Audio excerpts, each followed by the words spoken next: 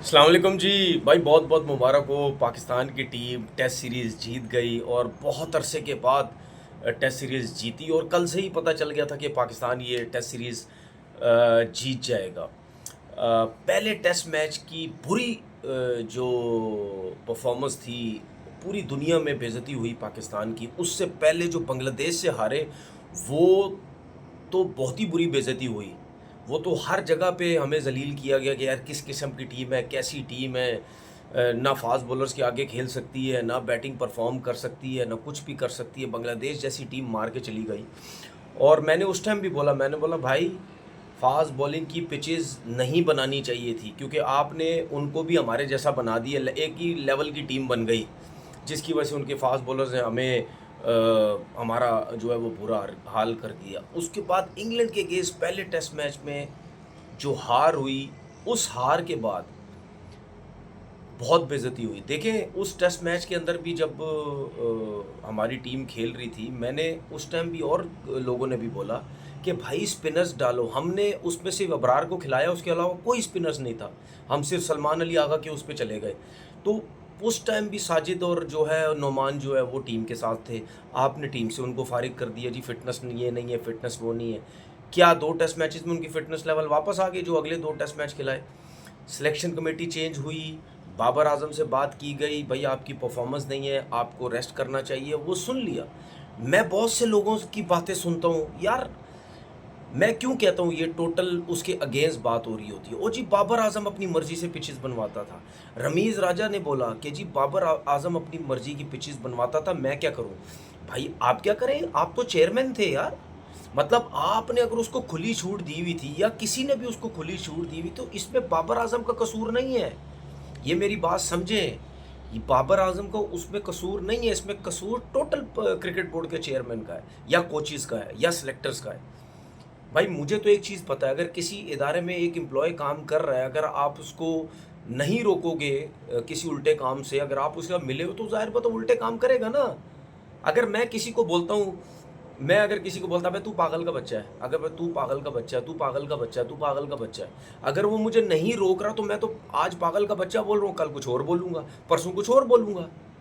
भाई वो मुझे कोई रोकेगा तो मैं रुकूंगा ना, वरना मैं तो नहीं रुकूंगा। इसी तरीके से अगर आप लोग ये समझते हैं कि जी जो कहते हैं ना बाबर ने पाकिस्तान क्रिकेट, मैं नहीं मानता बाबर ने पाकिस्तान क्रिकेट बर्बाद की, इस चीज़ पे तो मैं कभी भी नहीं मानूंगा। सबका हिस्सा होता है। हमारे लोगों ने उसको परमिशन दी, जिसकी वजह से उसने पूरा फ़ायदा उठाया। देखिए, पहले भी पाकिस्तान क्रिकेट में ये सब कुछ होता रहा है, सब कुछ होता रहा है। सब अपनी मर्जियाँ चलाते थे, लेकिन जो परफॉर्मर लड़के थे वो परफॉर्म करते रहते थे। खैर, इस चीज़ को मैं बाद में डिस्कस कभी करेंगे। लेकिन क्या हुआ, आपने कामरान गुलाम को डाला, ठीक है, उसने वो वेट कर रहा था 3-4 साल से, आपने उसको खिलाया, उसने टॉप क्लास परफॉर्मेंस दी। यही नोमान है और यही साजिद है। काफ़ी टाइम से हमसे कह रहे हैं भाई आपने इनको बाहर क्यों किया हुआ है, इनको खिलाओ। अच्छा, उसके बाद जब स्पिन ट्रैक्स नहीं बन रहे थे, आपको याद होगा मैं हमेशा से बोलता हुआ आ रहा हूँ, जब बांग्लादेश से हम हारे थे, कि भाई फ्लैट पिचेस बनाओ। फ्लैट पिचेस का मतलब ये नहीं है मेरा कि भाई रन्स वाली, नहीं। मेरा फ्लैट पिचेस का मतलब हमेशा ये होता है कि, और मैंने ये बातें बोले भी, आपको पता भी है, कि बैट्समैन जहाँ रन्स भी करें, जहाँ स्पिनर्स भी आउट करें और आपके फास्ट बॉलर्स भी आउट करें, ऐसी पिचेस जो है बनाओ। स्पिन ट्रैक बना, आकिब जावेद ने पूरा रिस्क लिया। सब ने ये समझा नहीं यार फास्ट बॉलर तो जाने चाहिए, और जाने भी चाहिए। ये तो एक बहुत लकी हम साबित हो गए कि यार दोनों मैचेस के अंदर जो है वो तकरीबन 39 विकेट्स दोनों ले गए, दोनों साजिद और नोमान। ठीक है, ये बहुत एक्सेप्शनल जो है वो बॉलिंग हो गई है, जिसकी वजह से हम ये मैचेस जीते हैं। ठीक है ना, तो उस पर फिर 2-3 चेंजिंग्स हुए और टीम ने परफॉर्मेंस दी। इंग्लैंड की देखें, इंग्लैंड जो है वो टोटल एक्सपोज हो गया स्पिन के ऊपर। एक दफ़ा एक्सपोज कब हुआ था? आई थिंक 2012 की सीरीज़ थी दुबई के अंदर, वहाँ वाइट वॉश हुआ था, जिसमें सईद अजमल ने, अब्दुल रहमान ने आगे लगा दिया था इनको। वो वहाँ भी स्पिनर्स को नहीं खेल पाए थे। वो हमें ज़रूर पता है कि उनकी जो कंडीशंस हैं वो फास्ट बॉलर्स को सूट करती हैं, उसके आदी हैं। लेकिन मैं ये समझता हूँ कि इतना बुरा भी एक्सपोज नहीं होना चाहिए। भाई अगर हमारे बैट्समैन जब बाहर की कंडीशंस में खेलते हैं, ये हमें पता है ना कि यार ये टेक्निकली इतने अच्छे नहीं हैं, लेकिन हम लोग कभी कभार बहुत बुरा खेलेंगे, कभी कभार बेहतर बैटिंग कर जाते हैं, थोड़ा टफ टाइम देते हैं हम बॉलर्स को। ठीक है, हाँ हम ये ज़रूर कह सकते हैं कि शायद हम सीरीज़ हार जाते हैं, लेकिन हम बैटिंग में कहीं ना कहीं टफ टाइम देते रहते हैं।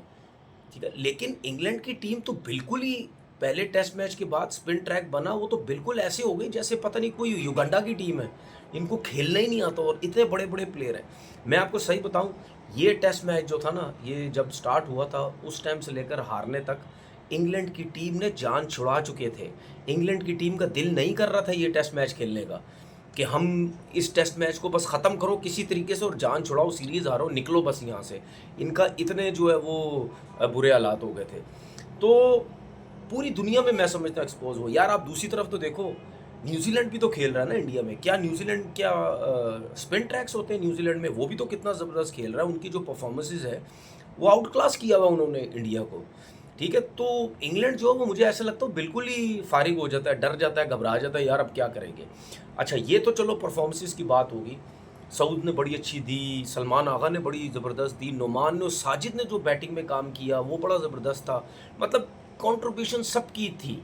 ठीक है, अब कहना क्या है मैंने, अब इस सीरीज़ को जीतने के बाद हम पता क्या समझते हैं, ओ बस सब कुछ हो गया, सब कुछ हो गया, ख़त्म, बस हम जीत गए, अब हम कभी नहीं हार सकते।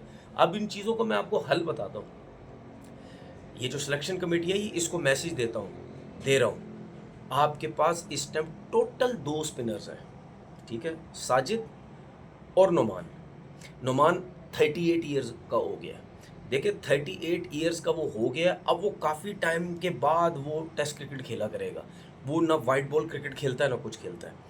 38 का हो गया, उसको अपनी फिटनेस बहुत ज़रूरी है। चले जी फिट भी हो जाता है, 1 साल और खेल जाएगा, 2 साल और खेल जाएगा, 40 तक खेल जाएगा। साजिद की आई थिंक 31-32 है।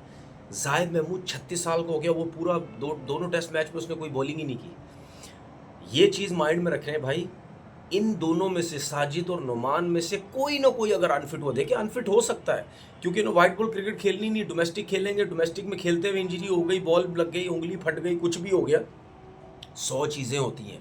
क्योंकि या ये टेस्ट क्रिकेट खेलेंगे या ये डोमेस्टिक क्रिकेट 4 दिन का खेलेंगे। ठीक है, तो इनके पीछे बैकअप रेडी करें।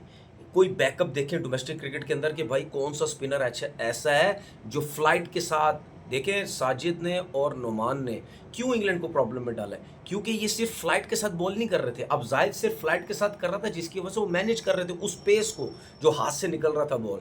लेकिन साजिद और नुमान क्यों मुश्किल में डाल रहे थे, क्योंकि इनकी जब बॉल एयर में आता जाता तो उसमें पेस में फ़र्क था। कभी तेज़ कर देते थे, कभी स्लो कर देते, कभी तेज़ कर दे, कभी स्लो। उस वेरी की वजह से इंग्लैंड के बैट्समैनों को समझ नहीं आ रही थी आगे जाएं पीछे जाएं, आगे जाएं पीछे जाएं।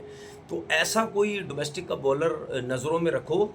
अभी 4 डे क्रिकेट स्टार्ट हो रही है ना, 4 दिन की क्रिकेट है, उसमें नज़रों में रखो कि यार अगर कोई स्पिनर पूरा सीज़न खेल रहा है, चाहे लेफ्ट आर्म स्पिनर है, चाहे ऑफ स्पिनर, चाहे लेग स्पिनर, कोई भी वो कैसी बॉलिंग कर रहा है, तो हमने फ़ौरन से रेडी करना है क्योंकि इन 2 स्पिनर्स की एज भी ज़्यादा होती जा रही है। देखिए इन 2 स्पिनर्स की वजह से आप सिर्फ मैचेस जीते हो, और सऊद शकील ने जो बैटिंग की आज इस टेस्ट मैच के अंदर, ओवरऑल आप देखें तो इन 2 स्पिनर्स ने जितवाया है। देखिए बैटिंग में अभी भी बहुत काम करना है, फास्ट बॉलिंग आपके पास नहीं है। अब आपने करना क्या है, ये मैं सारी जो बातें कर रहा हूँ इस सिलेक्शन कमेटी को मैसेज दे रहा हूँ। अब आपने करना क्या है, आपने या तो आप डोमेस्टिक क्रिकेट में देखिए, मैं देखता हूँ पंजाब साइड पे जितने ही मैचेस होते थे वो घास वाली विकेटों पे, वहाँ 150-150 पे टीम आउट, फास्ट बॉलर ने आउट किया, ख़त्म जी, हीरो बन गए। कराची साइड पे आते थे, वहाँ ज़रा टफ क्रिकेट होती थी फास्ट बॉलर के लिए, विकेट इतनी आसान नहीं मिलती थी, ज़ोर लगाना पड़ता था, रिवर्स स्विंग की तरफ जाना पड़ता था, मतलब उनको एफर्ट करने की ज़रूरत पड़ती है।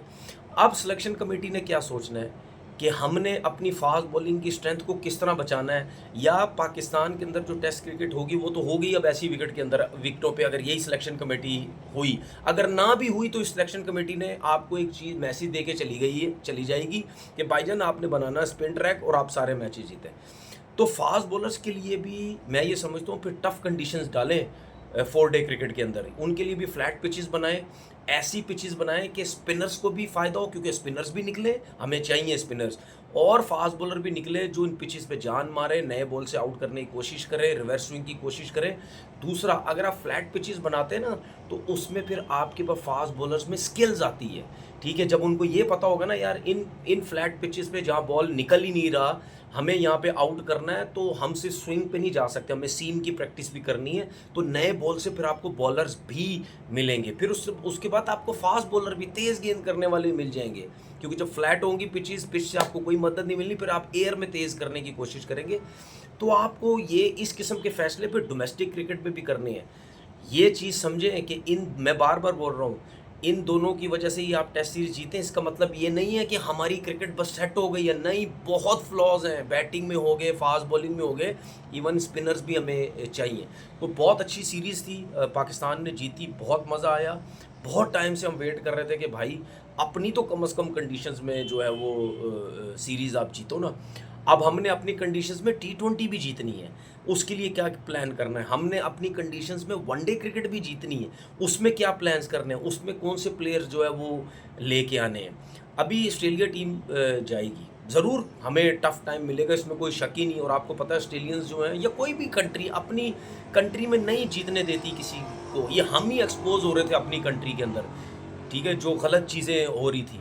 अब हमने वहाँ क्या करना है, हमने अब ऐसी टीम रेडी करनी है कि हम ऑस्ट्रेलिया जैसी कंडीशन में जाके कैसा परफॉर्म करते हैं। ये पता है हम हार भी सकते हैं, लेकिन बेहतर परफॉर्म करना है हमने। क्या हमारे फास्ट बॉलर ऐसे होंगे टीम में जो वहाँ करेंगे, या बैटिंग ऐसी होगी, या स्पिनर कौन से जाते हैं। तो मतलब यानी इस किस्म की हमने जो है वो सिलेक्शन करनी है। और एक चीज़ आपको मैं बताऊं, ये जो लोग कहते हैं ना उसको ड्रॉप कर दी, देखें मैं इस वजह से कहता हूं, आपके लड़के अपनी गलतियों की वजह से ड्रॉप होते हैं, जिनके बारे में सोचा नहीं जाता। भाई आपने सिर्फ अपनी कंडीशन में परफॉर्म नहीं करना है, आप जब बाहर की कंडीशन में जाके एक्सपोज होते हैं ना, बुरे तरीके से होते हैं, तो फिर वो जो सिलेक्टर्स होते हैं, लोग होते हैं, वो कहते हैं भाई छोड़ो यार, ये वैसे ही एक्सपोज हो रहा, अपनी कंडीशन में भी होगा, वो वहीं से अपनी कंडीशन में भी बाहर कर देते हैं। तो टीम के अंदर हमेशा वो प्लेयर रहता है जो अपनी कंडीशन में तो करता है परफॉर्म, लेकिन बाहर की कंडीशंस में भी जाके करता है, जिसकी वजह से वो स्टे करता है, चाहे वो स्पिनर है, चाहे फास्ट बॉलर है, चाहे वो बैट्समैन है। तो हमारे क्रिकेटर्स को भी चाहिए कि वो बाहर की कंडीशन में भी ऐसा परफॉर्म करें कि यार सिलेक्टर्स आपको इतनी जल्दी बाहर ना करें, ठीक है ना। तो मेरे ख्याल में बहुत मज़ा आया, बहुत ही ज़बरदस्त क्रिकेट खेली गई। और मतलब यानी सारा पूरा पाकिस्तान इस चीज़ का इंतज़ार कर रहा था कि भाई यार अपनी कंडीशन में किसी तरीके से जो है वो मैचेस जीत जाओ। और उम्मीद है मुझे कम से कम अब पाकिस्तान की क्रिकेट में जो है वो अब हमें पिचेस जो है वो इसी किस्म की देखने को मिलेंगी। अपना बहुत बहुत ख्याल रखिएगा। अल्लाह हाफ़िज़।